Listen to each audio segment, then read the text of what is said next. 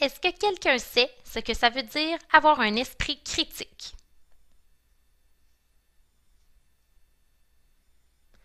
Avoir un esprit critique, c'est avoir une bonne capacité de réflexion et de jugement sur des idées, des opinions ou encore sur des messages qu'on entend dans les médias.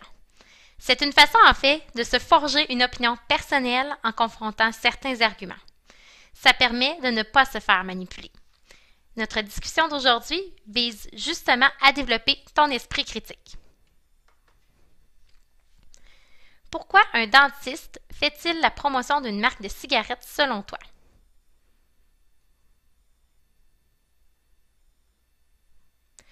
Lorsqu'on recule dans les années 40, les années 50, la cigarette était associée à un dentiste, donc un professionnel de la santé, pour donner l'impression aux gens que fumer est bon pour la santé.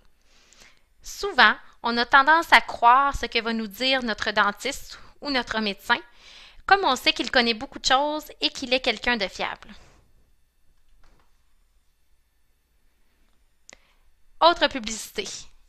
Dans le temps, même le Père Noël fumait.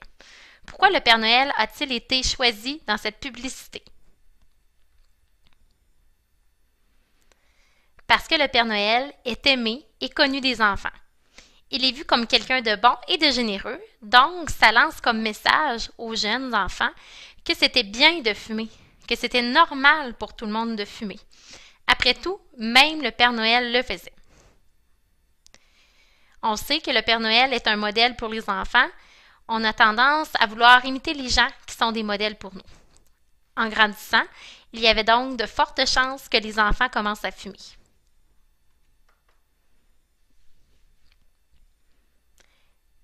Il y a même les sportifs aussi qui fumaient et qui étaient dans les publicités. Est-ce que ça fait du sens pour toi de voir des sportifs qui fumaient alors qu'on sait que la cigarette nuit au bon fonctionnement des poumons et de la respiration?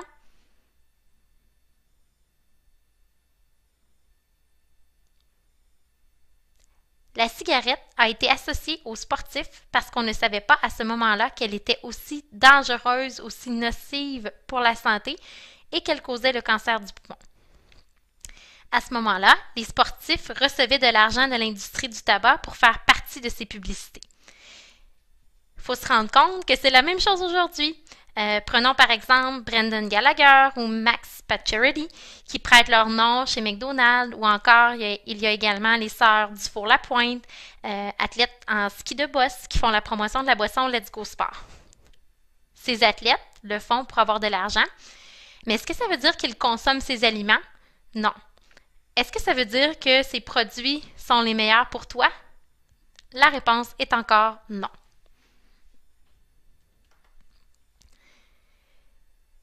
Une autre publicité assez farfelue. Ne trouvez-vous pas ça un peu spécial de voir des bébés qui font la promotion des cigarettes? Cette publicité incite les mamans à fumer. Pourtant, on sait aujourd'hui qu'une maman qui fume pendant sa grossesse peut nuire au développement de son bébé. Voyons voir maintenant en résumé quelles sont les stratégies qui étaient utilisées par l'industrie du tabac pour convaincre les gens de fumer dans les années 40 à 60.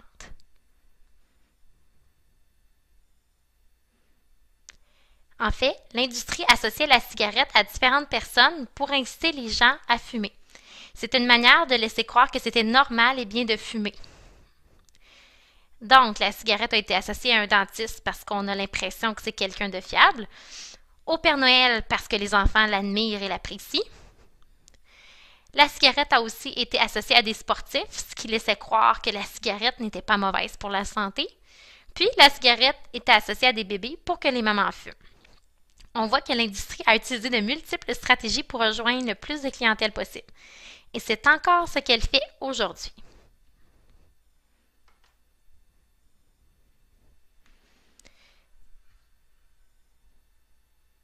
Je vous laisse visionner les 3 vidéos.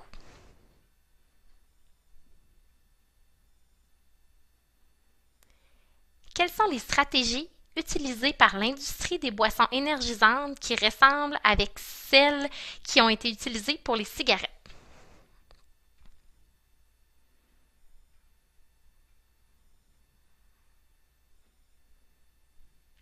Voici quelques-unes des nombreuses stratégies utilisées pour que tu aies le goût de consommer des boissons énergisantes. L'industrie associe les boissons énergisantes à des personnalités et des activités que tu aimes. Par exemple, des événements sportifs, sports extrêmes, des spectacles de musique, des jeux vidéo.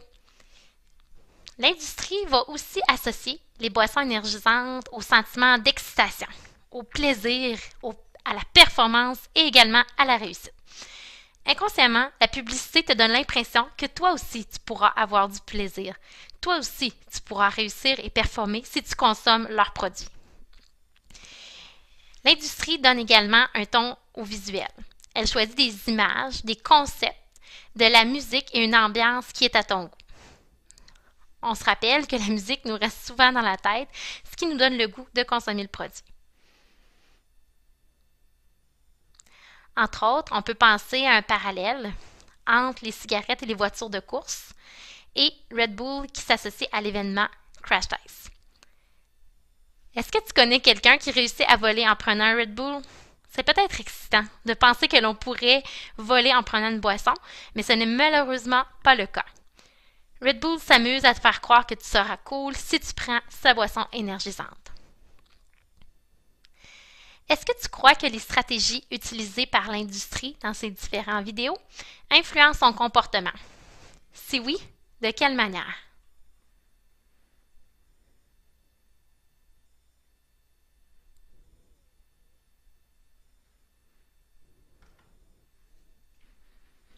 Je vous laisse maintenant regarder ces deux vidéos en lien avec les boissons gazeuses. Quelle stratégie repères-tu dans les deux vidéos?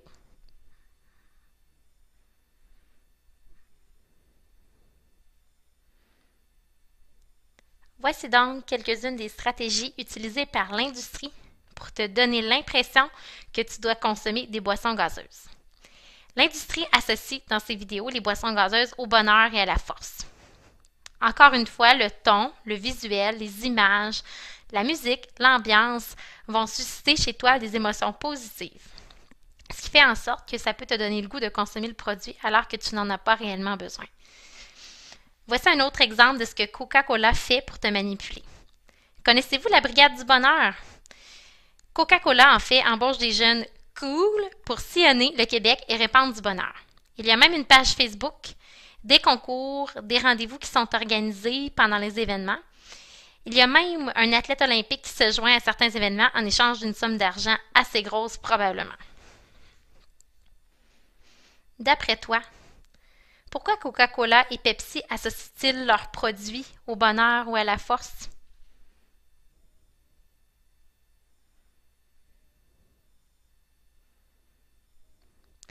En fait, c'est un peu le même principe. L'industrie tente encore de te convaincre que toi aussi, tu seras plus heureux et plus fort si tu consommes ces produits.